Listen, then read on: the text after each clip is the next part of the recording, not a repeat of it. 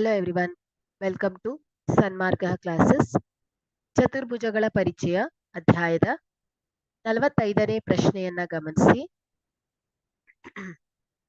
ಕೊಟ್ಟಿರುವ ಚಿತ್ರದಲ್ಲಿ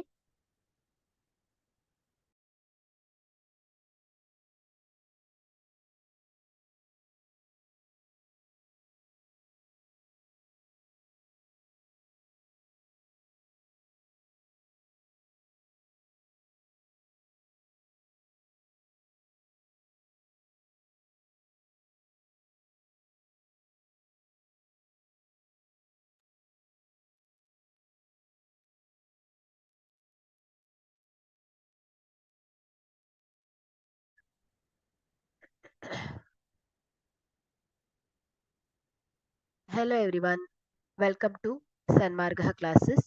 ಚತುರ್ಭುಜಗಳ ಪರಿಚಯ ಅಧ್ಯಾಯದ 45ನೇ ಪ್ರಶ್ನೆಯನ್ನ ಗಮನಿಸಿ. ಕೊಟ್ಟಿರುವ ಚಿತ್ರದಲ್ಲಿ HOPE ಹೋಪ್ ಒಂದು ಸಮಾಂತರ ಚತುರ್ಭುಜವಾಗಿದೆ.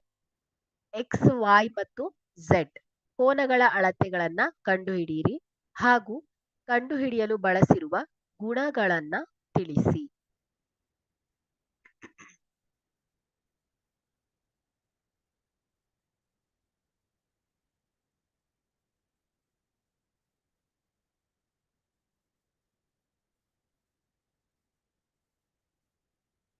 ಸೊ ಇಲ್ಲಿ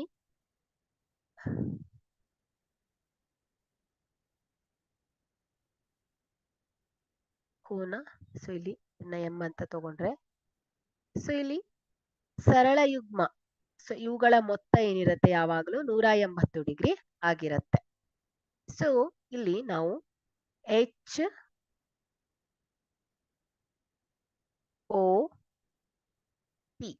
ಕೋನ HOP ಪ್ಲಸ್ POM, ಸೊ ಇವುಗಳ ಮೊತ್ತ 180 ಡಿಗ್ರಿ.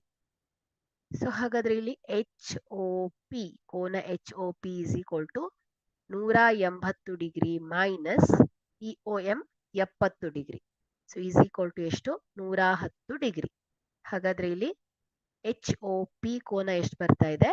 110 ಡಿಗ್ರಿ ಬರುತ್ತೆ. ಸೊ ಇಲ್ಲಿ ಕೋನ O ಈಸ್ ಈಕ್ವಲ್ ಟು ಏನ್ ಹೇಳಿ? ಕೋನ HEP ಅಲ್ವಾ?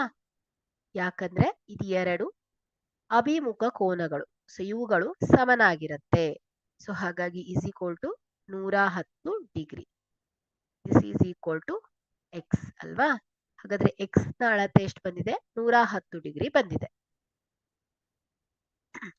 ಸೊ ಅದೇ ರೀತಿ ತ್ರಿಭುಜ HEP ಅನ್ನ ತಗೊಂಡ್ರೆ, ಸೊ ತ್ರಿಭುಜದ ಒಳಕೋನಗಳ ಮೊತ್ತ ಎಷ್ಟು? 180 ಡಿಗ್ರಿ ಆಗಿರುತ್ತೆ. ಸೊ ಹಾಗಾಗಿ ಕೋನ HEP ಪ್ಲಸ್ ಕೋನ EHP ಪ್ಲಸ್ ಕೋನ EPH is equal to 180 degree. So ಕೋನ HEP is equal to 110 degree plus EHP 40 degree plus EPH plus EPH is equal to 180 degree. So ಕೋನ EPH is equal to 180 degree minus 150 degree is equal to ಎಷ್ಟು ಬರ್ತಾ ಇದೆ? 30 degree ಬಂದಿದೆ. So ನಮ್ಗೆ ಇಲ್ಲಿ ಈ ಕೋನ ಸಿಕ್ಕಿದೆ 30 ಡಿಗ್ರಿ. ಓಕೆ, ಸೊ ಈ ಕೋನ 30 ಡಿಗ್ರಿ ಆದ್ರೆ ಝೆಡ್ ಕೂಡ ಏನಿರತ್ತೆ ಹೇಳಿ? 30 ಡಿಗ್ರಿನೇ ಆಗಿರತ್ತೆ. ಸೊ EPH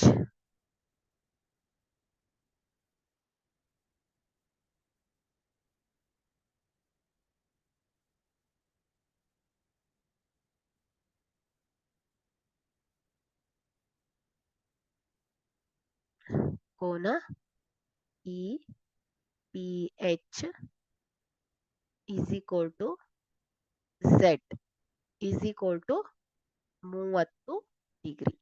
ಯಾಕಂದ್ರೆ ಇದು ಪರ್ಯಾಯ ಕೋನಗಳು. ಇ ಪಿ ಏನಾಗಿದೆ, ಎಚ್ ಗೆ ಸಮಾಂತರವಾಗಿದೆ ಅಲ್ವಾ? ಸೊ ಪರ್ಯಾಯ ಕೋನ. ಸೊ ಇ ಪಿ ಸಮಾಂತರವಾಗಿದೆ ಯಾವುದಕ್ಕೆ? ಎಚ್ ಗೆ. ಸೊ ಝಡ್ ಕೋನ ಕೂಡ ಗೊತ್ತಾಗಿದೆ. ಅದೇ ರೀತಿ ಎಕ್ಸ್ ಕೋನದ ಅಳತೆಯು ಕೂಡ ಗೊತ್ತಾಗಿದೆ. ಸೊ ಯಾಕಂದ್ರೆ ಇಲ್ಲಿ ಕೋನ ಎಚ್ ಒ ಪಿ 110 ಡಿಗ್ರಿ ಬಂದಿರೋದ್ರಿಂದ ಅಭಿಮುಖ ಕೋನ ಯಾವ್ದಾಯ್ತು? ಇ ಅಲ್ವಾ? ಸೊ ಈ ಕೋನ is equal to X. So ಹಾಗಾಗಿ ಎಕ್ಸ್ ಅಳತೆ ಎಷ್ಟು ಬಂದಿದೆ? 70 ಡಿಗ್ರಿ ಅಲ್ಲ, 110 ಡಿಗ್ರಿ ಬಂದಿದೆ. ಓಕೆ. ಸೊ ಈಗ ನಾವು ವಾಯ್ನ ಅಳತೆಯನ್ನ ಫೈಂಡ್ ಔಟ್ ಮಾಡಬೇಕು.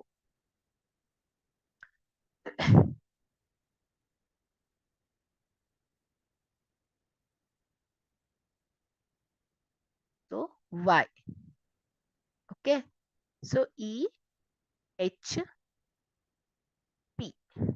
ಸೊ ಈ H P is equal to ಏನಾಗುತ್ತೆ? ಎಚ್ ಪಿ ಓಗೆ ಸಮನಾಗುತ್ತೆ. ಓಕೆ. ಸೊ ಇಲ್ಲಿ ನೋಡಿ, ಇಲ್ಲಿ ಇ ಎಚ್ ಮತ್ತು ಪಿ ಓಗಳು ಸಮಾಂತರ. ಸೊ ಹಾಗಾಗಿ ಇವು ಪರ್ಯಾಯ ಕೋನಗಳಾಗತ್ತೆ. ಸೊ ಹಾಗಾಗಿ ಪರ್ಯಾಯ ಕೋನಗಳ ಅಳತೆಗಳು ಸಮನಾಗಿರುತ್ತೆ. ಸೊ ಹಾಗಾಗಿ y ಈಸ್ ಈಕ್ವಲ್ ಟು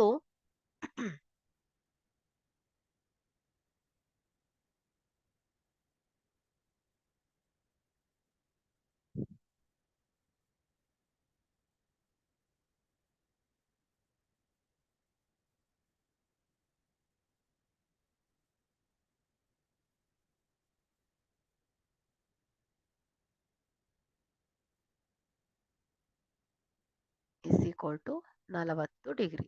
ಯಾಕಂದ್ರೆ ಇಲ್ಲಿ ಪರ್ಯಾಯ ಕೋನ. ಸೊ ಇಲ್ಲಿ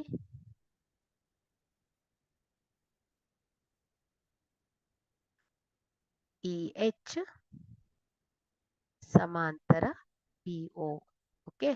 ಸೊ ಎಕ್ಸ್ ಎಷ್ಟು ಬಂದಿದೆ? 110 ಡಿಗ್ರಿ, ಝೆಡ್ 30 ಡಿಗ್ರಿ, ಹಾಗೆ y 40 ಡಿಗ್ರಿ ಆಗಿದೆ. Thank you.